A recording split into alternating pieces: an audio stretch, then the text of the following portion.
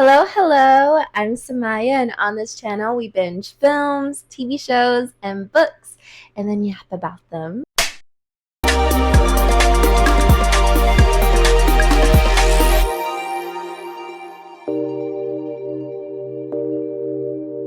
In this series, we'll be covering and analyzing every single Best Picture winner in Oscar history and doing what apparently the judges weren't doing. We will be watching every single Best Picture nomination and deciding if the winner really deserved that winner spot. Also, just a heads up, it's super hot in New York right now, so that's why you'll see my little sleeve flap every now and then because I have it just going. It's so hot, and in my apartment, I don't have AC. It's just me and my 5 and below fan against the world. If it bothers you, I'm sorry, but it's either this or a shiny face. You choose.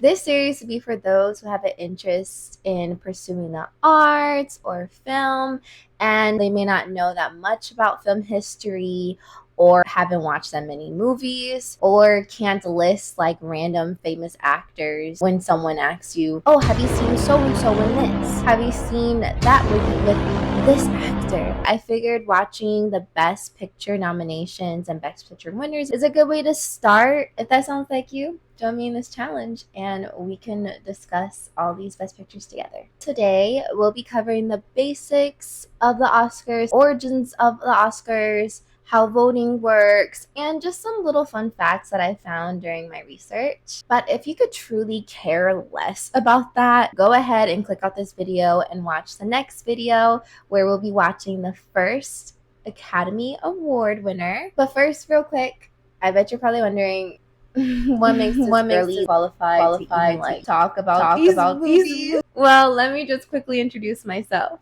So I went to New York University for drama. I know. Can I get a little commotion for the Zoom University babies? Can I get a little commotion for the in-depth babies? Can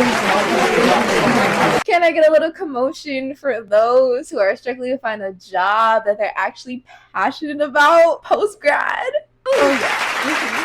But yeah, you know how I mentioned this is a video for those who are interested in pursuing a career in film, getting to know the history, watching more films, and knowing more actors? Yeah, all that describes me. Even though I went to New York University for 4 years, I feel like I did not watch nearly as many movies as I should have. I do not know many actors by name, especially famous ones that I should know. Are you serious? I don't know. I was just going through it during college. I was there during Zoom University. That crushed my soul. It was a lot to deal with. Also, I had burnout from grade school. I was doing everything under the sun, especially during my last 2 years of high school. So when I got to university, I was like, oh, okay, cool, I could chill now. And then a pandemic happened. I lost motivation in everything and anything. I also have this weird quirk. When someone tells me I have to watch something and they're forcing it down my throat, it turns me off so bad. I will not watch that movie or that piece of media they recommended out of spite. I know. I'm the issue.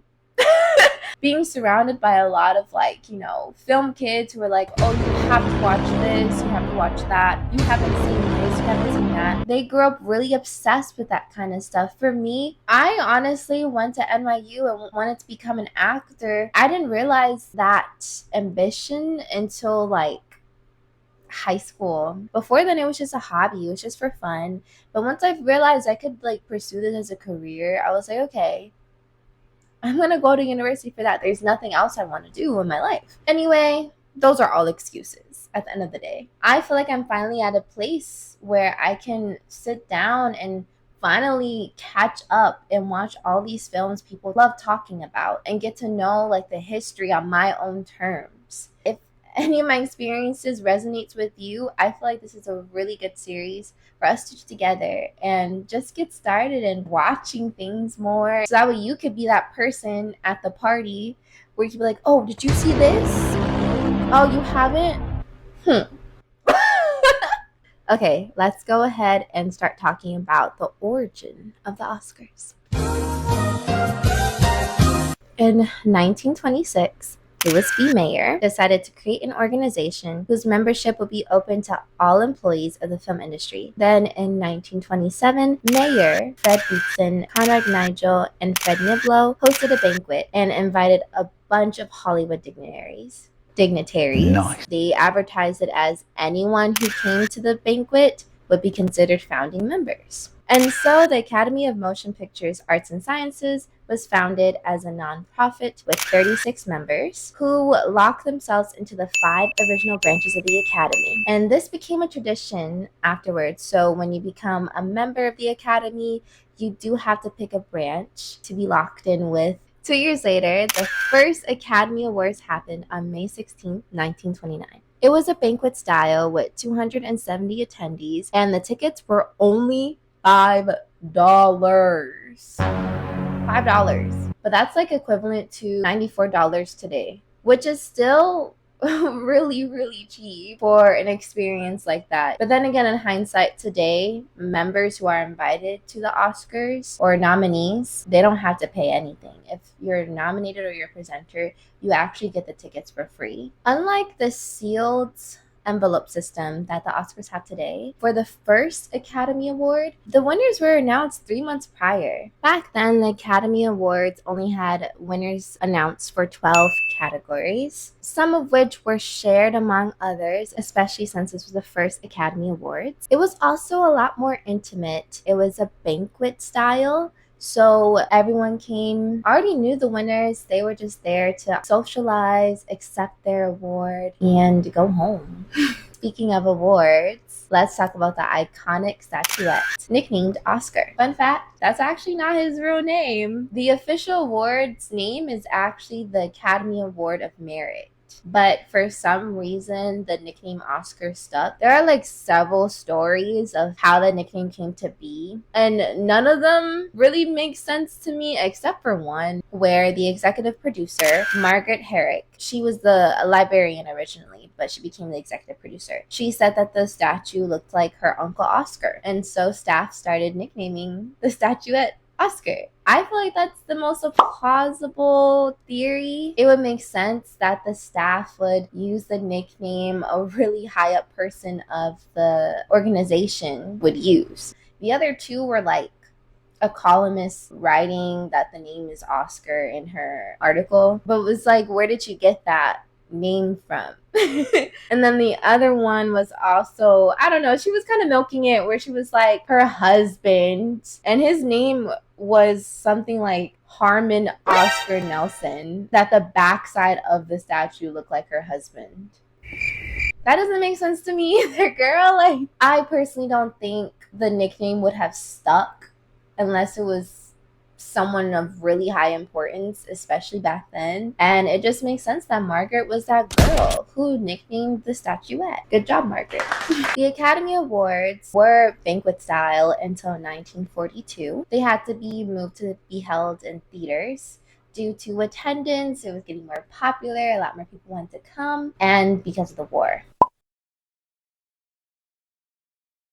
Originally, invitations were only given to movie stars, but as more people showed interest, the invitations were given to anyone with connection to the film industry. And these people who were nominated or the presenters were usually given 2 tickets, but they can apply for an additional one. Usually they would give them more tickets, allegedly, if their movie was nominated for Best Picture. But today the Oscars are held in the Dolby Theater, formerly known as Kodak Theater, in Hollywood and Highland Center. From what I found, but correct me if I'm wrong, they used to fill up 3,300 seats.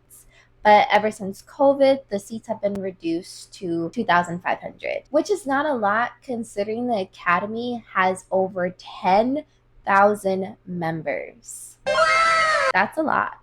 And just to reiterate, Tickets are not for sale to the public for the Oscars. You truly have to be invited in some way, shape, or form, either by the Oscars themselves as a nominee or presenter, or like by studios or sponsorships. In order to be there, you have to have a connection to the film industry. However, the Academy Museum does sell tickets for a watch party, and the event sounds pretty nice. You can watch the Oscars, you wine and dine. There's a bunch of photo op opportunities, and Academy members will probably be there, especially if they didn't get into the actual Oscars. I feel like that's an opportunity to network, but also just to like have fun for the night. The ticket price for the public is $100, and for Academy members is $75. So not too bad. And who knows, if you're truly, truly, truly lucky and they just can't fill up the 2,500 seats, they pay for seat fillers. I've seen a couple of TikTok stories of people being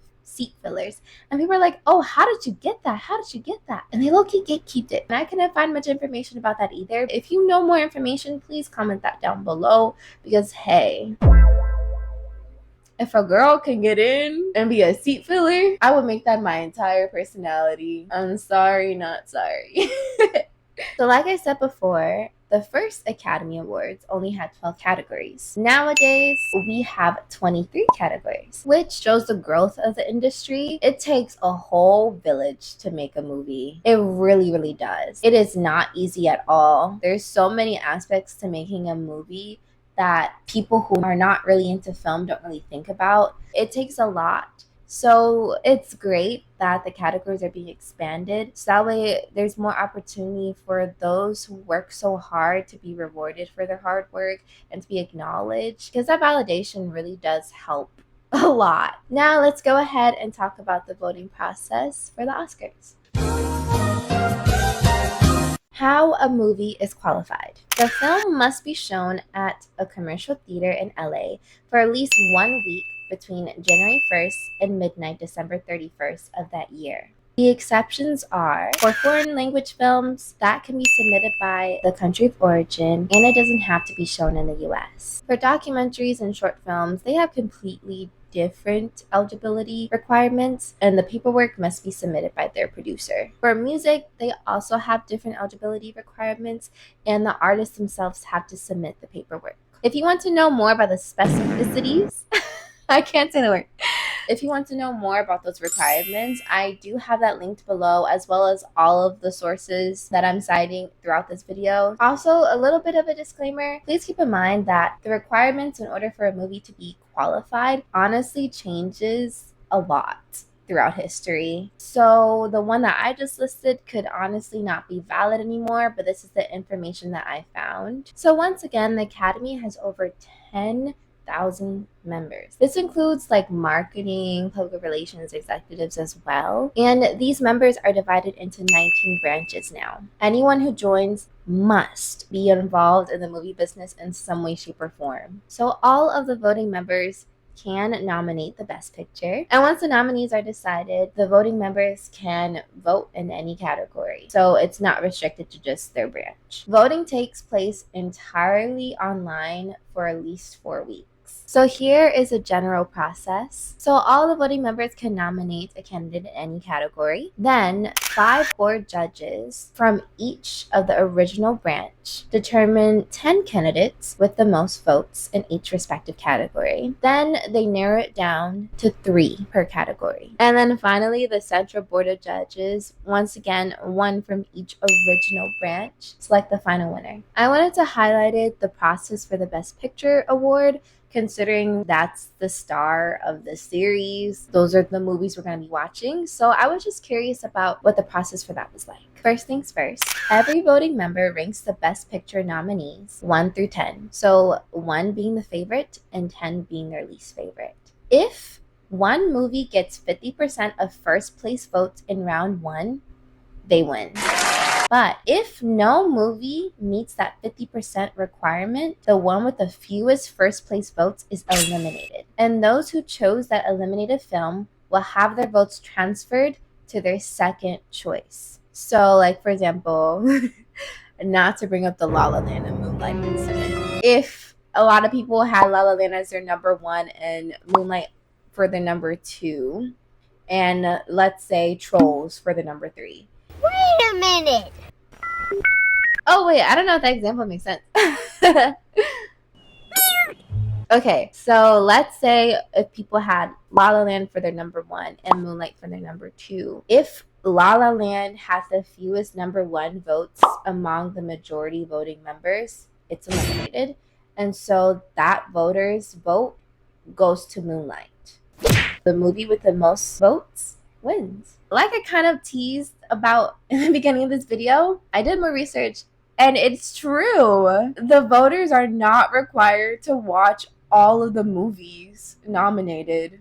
Huh? Which is insane to me. I also found out that there's no scoring rubric. So you kind of just vote based off of vibes.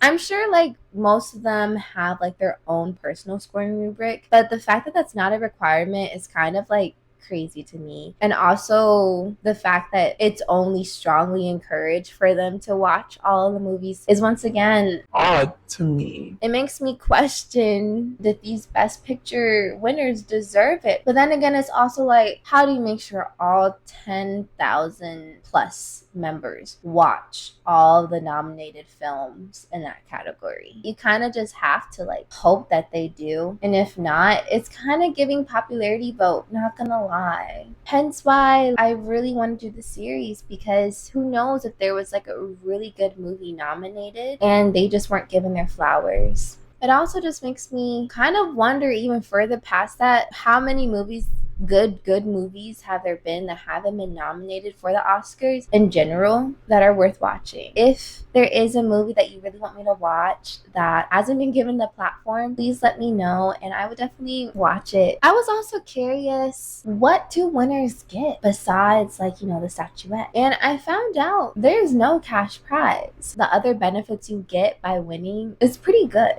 So first and foremost, you get the iconic Oscar statuette. You're also given a luxury gift bag. In these luxury gift bags, you have high-end travel experiences, beauty products, and exclusive merch.